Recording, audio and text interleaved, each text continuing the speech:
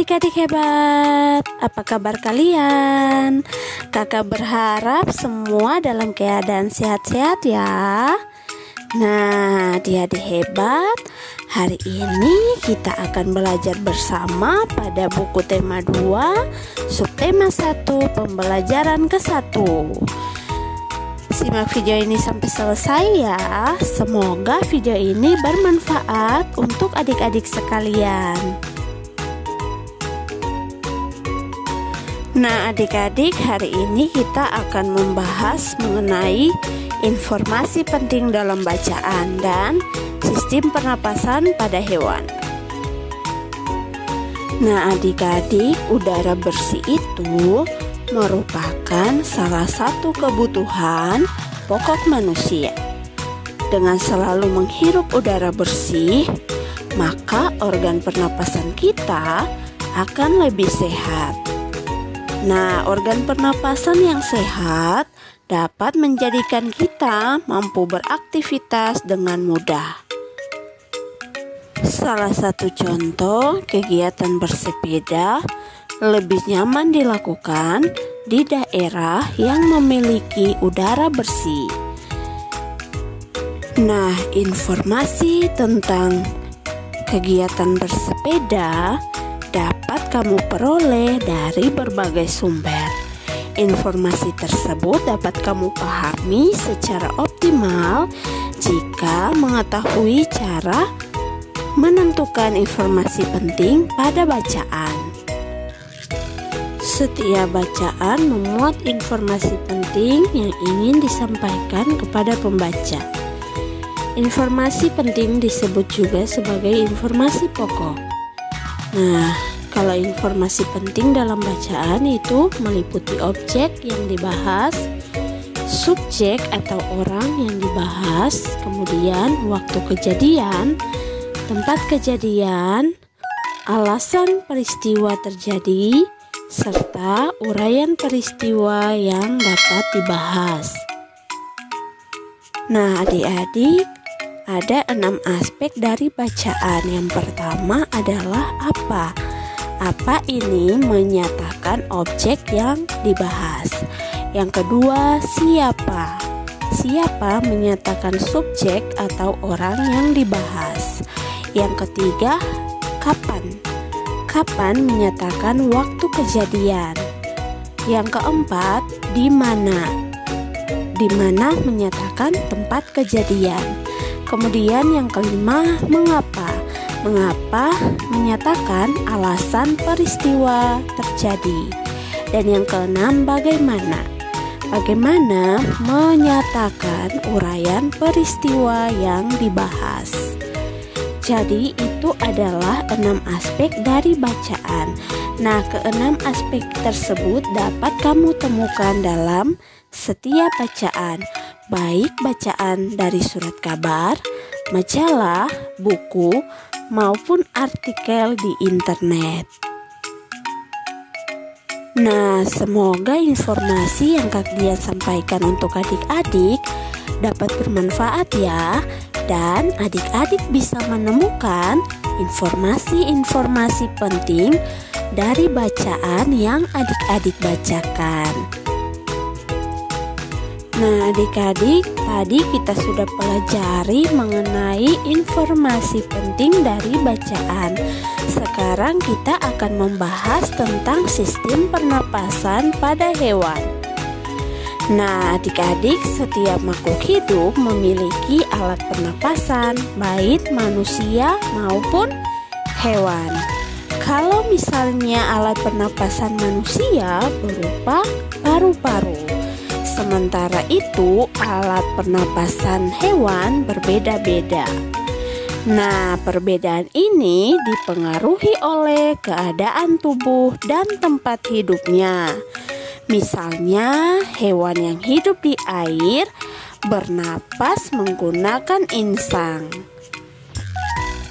Sementara hewan yang hidup di darat bernafas menggunakan paru-paru. Selain itu, ada hewan yang bernapas menggunakan kulit atau trakea. Nah, adik-adik, sekarang yang akan kita bahas yang pertama adalah mamalia. Mamalia merupakan jenis hewan menyusui. Sebagian mamalia ada yang hidup di darat dan ada beberapa yang hidup di air. Kalau mamalia darat, misalnya sapi, kambing, dan kerbau. Ada juga yang lain ya, adik-adik hebat. Kemudian hewan-hewan tersebut bernapas menggunakan paru-paru. Nah, jalannya pernapasan dimulai dari hidung, tenggorokan, dan paru-paru. Sementara itu, mamalia air seperti paus dan lumba-lumba juga bernapas menggunakan paru-paru. Nah, paus mempunyai lubang hidung yang dapat ditutup saat menyelam. Saat berada di permukaan air, lubang hidung akan terbuka. Saat lubang hidung terbuka, paus mengembuskan udara lembab dan hangat dari paru-paru. Setelah itu, paru-paru mengisinya kembali dengan oksigen. Yang kedua adalah burung. Burung bernapas menggunakan paru-paru. Selain itu, burung mempunyai alat bantu pernapasan berupa pundi-pundi atau kantong udara. Nah, pundi-pundi tersebut berfungsi sebagai tempat penyimpanan udara yang digunakan untuk bernapas sewaktu mengepakkan sayap. Pundi-pundi udara tersebut akan terisi kembali ketika burung sedang melayang atau ketika hinggap di suatu tempat.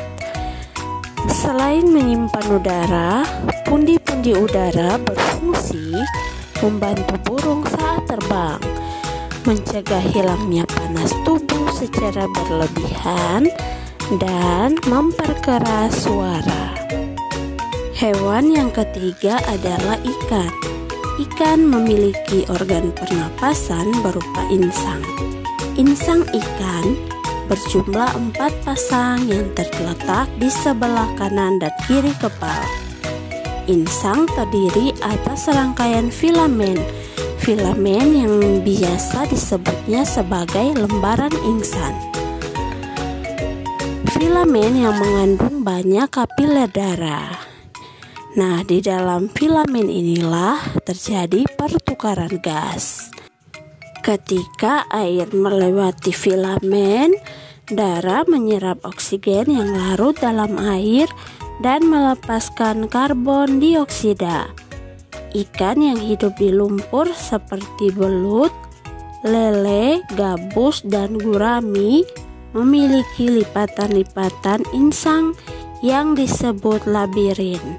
Labirin berfungsi untuk menyimpan cadangan oksigen. 4. Yaitu amfibi. Hewan yang hidup di dua alam, yaitu di darat dan di air, disebut amfibi. Salah satu contoh hewan amfibi adalah katak. Dalam hidupnya, katak mengalami metamorfosis. Katak bermetamorfosis dari telur, berudu, katak muda, dan menjadi katak dewasa. Berudu atau disebut kecebong bernapas menggunakan insang. Katak dewasa bernapas menggunakan paru-paru. Nah, pernapasan katak juga dibantu oleh permukaan kulit. Oleh karena itu, kulit katak selalu basah untuk mengikat oksigen. Yang kelima adalah serangga. Serangga seperti belalang, nyamuk, lebah, dan kupu-kupu bernapas menggunakan trakea. Trakea merupakan pembuluh-pembuluh halus bercabang yang terdapat di seluruh bagian tubuh serangga. Percabangan trakea disebut trakeola. Trakea bermuara pada spirakel atau stigma. Stigma terletak di sepanjang kedua sisi tubuh serangga dan berfungsi sebagai jalan keluar masuknya udara. Jadi pada serangga pernapasan dimulai dengan masuknya udara melalui stigma. Kemudian udara tersebut diedarkan ke seluruh tubuh melalui trakea. 6. Cacing tanah. Cacing tanah bernapas melalui kulit yang tipis. Pada permukaan kulitnya terdapat banyak pembuluh darah. Dengan demikian, cacing tanah dapat menyerap oksigen dan mengeluarkan karbon dioksida secara langsung melalui permukaan kulitnya. Oleh karena itu, banyak cacing tanah ditemukan di tempat lembab atau basah agar proses pernapasan dapat berlangsung. Hewan ketujuh adalah reptil. Reptil seperti ular, buaya, kadal, dan cicak bernapas menggunakan paru-paru. Mula-mula udara masuk ke rongga hidung, selanjutnya udara menuju batang tenggorokan lalu ke paru-paru. Di dalam paru-paru oksigen diserap, sedangkan karbon dioksida dikeluarkan. Nah, reptil yang hidup di air seperti buaya dapat menutup lubang hidungnya saat menyelam. Tujuannya agar air tidak masuk ke dalam paru-paru. Nah, demikianlah materi yang bisa kalian berikan hari ini.